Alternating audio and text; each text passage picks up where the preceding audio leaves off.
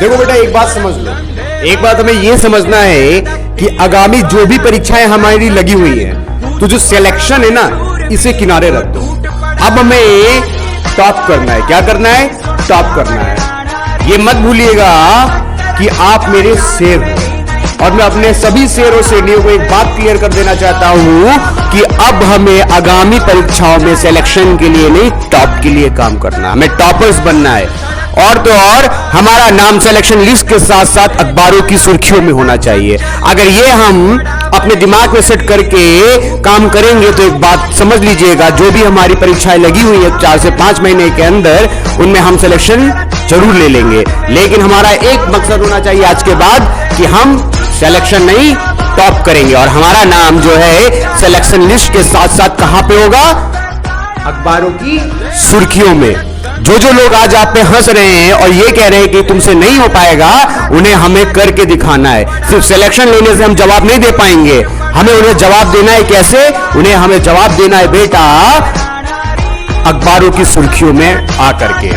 और मैं पूरी जान लगा दूंगा कि अपने हर एक बच्चे को टॉपर बनाकर ही छोड़ूं। और याद रखिएगा, आज मैं जो भी आपको जिन जिन चीजों से गुजार रहा हूं, आप देख रहे हो, पेपर दे रहे हो, पेपर टफ लग रहा है। बेटा एक चीज याद रखिएगा, वो पेपर टफ नहीं है, वो पेपर आपकी वास्तविकता है। मैं अगर क्लास में टेस्ट ले रहा हूं, टफ है, वो टफ नहीं है। वो क्या है? बिल्कुल अगर सोचोगे ना, हलवा है। बस अपने दिमाग से हटा दो कि पेपर टफ है, क्योंकि जब वहां पेपर जाओगे, अगर मैं यहां पे आपको इजी पेपर दूंगा, वहां टफ मिल जाएगा, तो आप डिस्टर्ब हो जाओगे। लेकिन जो अभिषेक चौहान के पेपर से होकर के एग्जाम्स में पहुंचेगा, उसे वहां का पेपर हलवा लगेगा। और एक बात याद रखिएगा, हमें सिलेक्शन के लिए काम नहीं करना है, हमें टॉपर बनना है। हमें सिलेक्शन की लिस्ट के साथ साथ हमें अखबारों की सुर्खियों में आना है। और मैं अपनी पूरी जान लगा दूंगा कि जो भी मैंने आपसे वादा किया है, इस वादे को पूरा करूं। और आप लोग जिस तरह से बेटा मेहनत कर रहे हो, ये बात समझ लो, आप सिलेक्शन तो लोगे ही, आप साफ जो दिशा है आपकी, वो टॉपर्स की ओर है।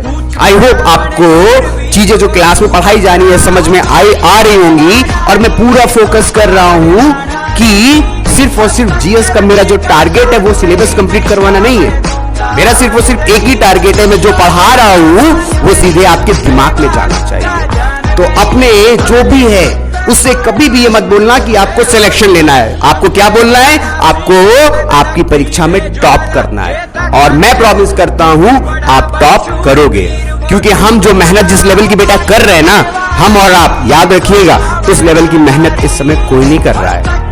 आप खुद देख रहे होगे, आप जो जो टॉपिक पढ़ रहे हो उसे कभी किसी बच्चे से डिस्कस करके देखिएगा, आप खुद देखोगे कि आपका लेवल वाकई में बहुत अच्छा हो रहा है। बस एक चीज याद रखना, फर्स्ट आना बड़ी बात नहीं है।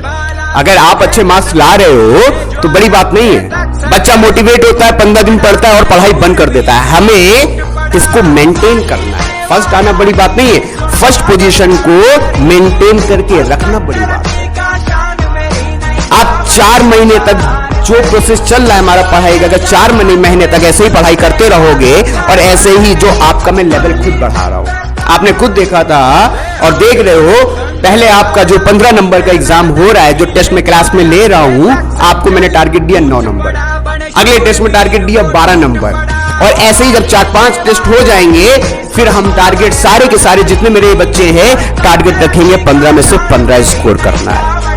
और यही से जो ये है, ये आपकी पढ़ाई नहीं है, ये आपकी एक जर्नी है जो आपको बनाएगी टॉपर ऑफ द एग्जाम।